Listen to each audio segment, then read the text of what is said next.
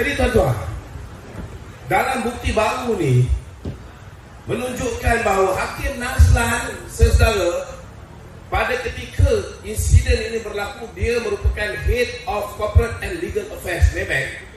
Dia juga merupakan Setiausaha Syarikat Maybank. Dia juga merupakan General Counsel Maybank. Dia tahu, dan dia adalah sebahagian daripada tim Maybank yang telah menerima bayaran sebanyak 800 juta ringgit, 800,000 ringgit daripada 1MDB untuk menguruskan SRC. Tetapi tuan-tuan, busuk tak busuk hati dia ni saudara, dia boleh tuduh Datuk Najib lah yang telah mencadangkan penubuhan SRC International, sedangkan ianya cadangan daripada kumpulan Maybank itu sendiri tuan-tuan. Dan saya nak beritahu tuan-tuan, hakim yang patut mengendalikan kes ini adalah Hakim Sofian Razak. Apa yang mereka buat? Mereka dah tukar Ketua Hakim Negara, mereka tukar Ketua Hakim Mahkamah Besar Melaya, mereka tukar Ketua Hakim Mahkamah Besar Sabah dan Sarawak. Tak mengikut nasihat daripada JET. Dan bila benda ni berlaku tuan-tuan, Ketua Hakim Mahkamah Besar Melaya tuan-tuan telah memindahkan Hakim Sofian Razak yang patutnya mengendalikan kes Datuk Najib ni. Dia tukarkan pergi tempat lain, digantikan Hakim Nazlan yang tak ada pengalaman dalam kes jenayah. First time handle, terus dapat kes yang berprofil tinggi, kes Datuk Seri Najib. Tuan-tuan, dalam tuduhan, kertas pertuduhan, mereka mengatakan bahawa Datuk Seri Najib telah menerima 42 juta dalam akaun dia ni. Ini adalah sogokan bila Datuk Seri Najib membantu SRC International untuk mendapatkan pinjaman daripada Kuok. Tuan-tuan, pertama saya nak beritahu, kalau orang ambil rasuah saudara, biasa dia ambil rasuah 10%, busuk-busuk pun dia ambil rasuah 5%, paling tidak pun dia ambil 1%.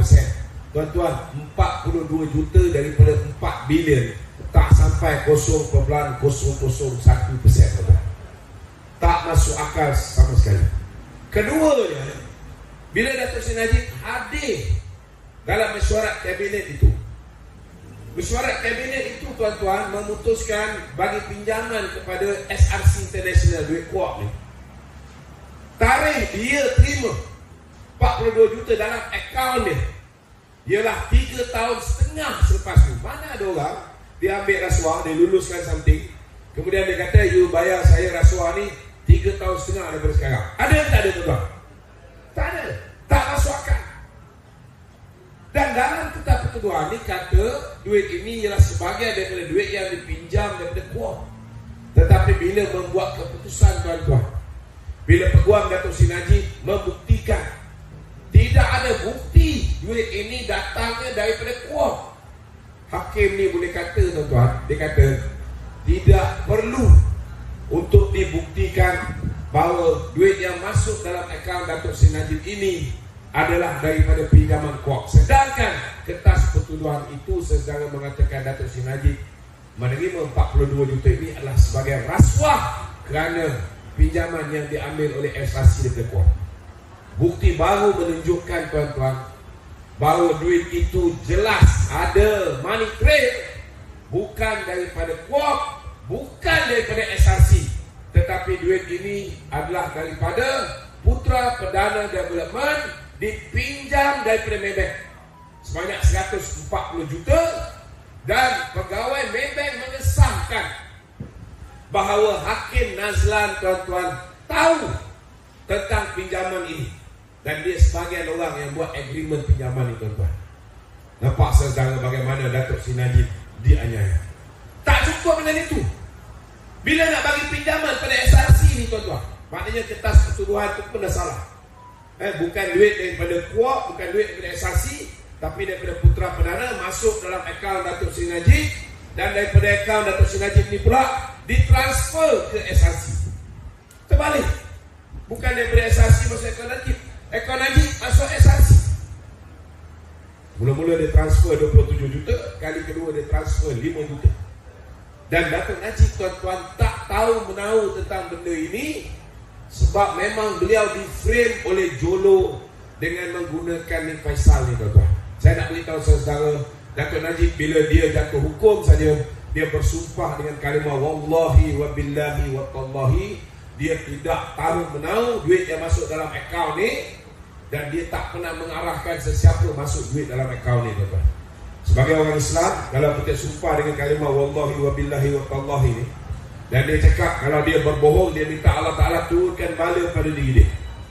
Kalau misalnya dia dianiaya, dia minta supaya Allah Ta'ala turunkan bala pada orang yang menganiaya dia. Itu sebab hari ini kita tengok Tommy Thomas yang cerdik tiba-tiba jadi bodoh, tiba-tiba menceritakan tentang perjumpaan dia dengan Mahdi, perancangan dia nak mengenakan Najib dan sebagainya.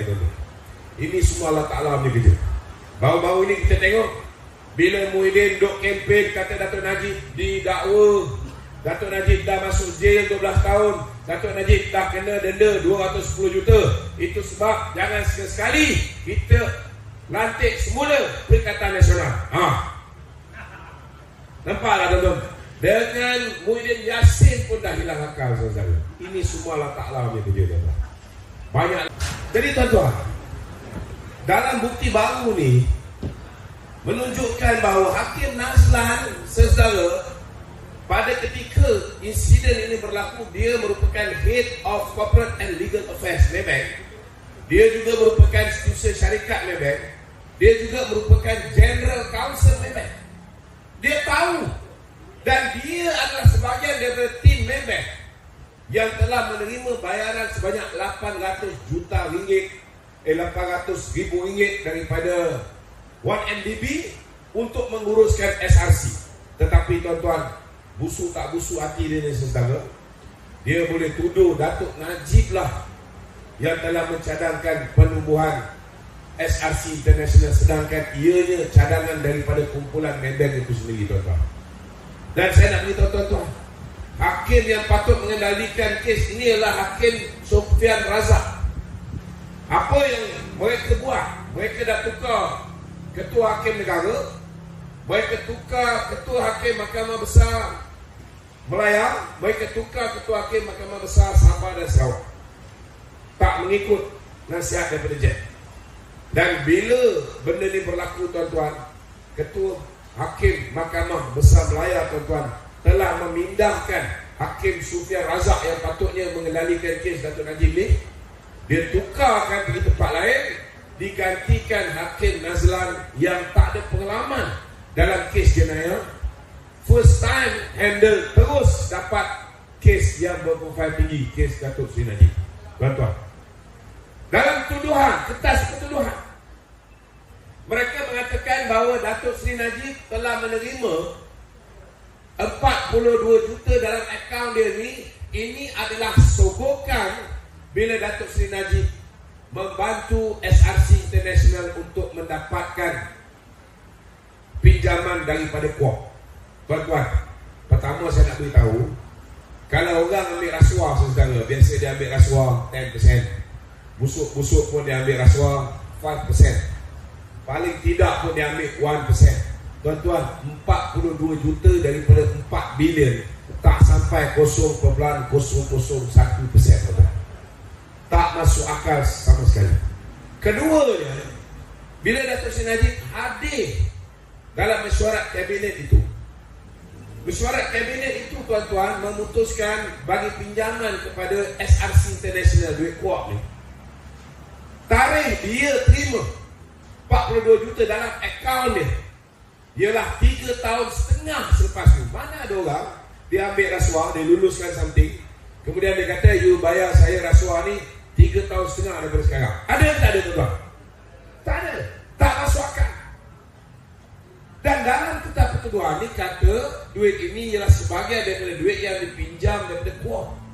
Tetapi bila membuat keputusan tuan-tuan, bila Peguam Dato' Seri Najib membuktikan tidak ada bukti duit ini datangnya daripada Kuok, hakim ni boleh kata tuan-tuan, dia kata tidak perlu untuk dibuktikan bahawa duit yang masuk dalam akaun Dato' Seri Najib ini adalah daripada pinjaman Kuok. Sedangkan kertas pertuduhan tuduhan itu sedang mengatakan Datuk Seri Najib menerima 42 juta ini adalah sebagai rasuah kerana pinjaman yang diambil oleh SRC daripada Kuala. Bukti baru menunjukkan tuan-tuan bahawa duit itu jelas ada money trail, bukan daripada Kuala, bukan daripada SRC, tetapi duit ini adalah daripada Putra Perdana Development, dipinjam daripada Maybank sebanyak 140 juta, dan pegawai Maybank mengesahkan bahawa Hakim Nazlan tuan-tuan tahu tentang pinjaman ini dan dia sebagai orang yang buat agreement pinjaman itu tuan-tuan.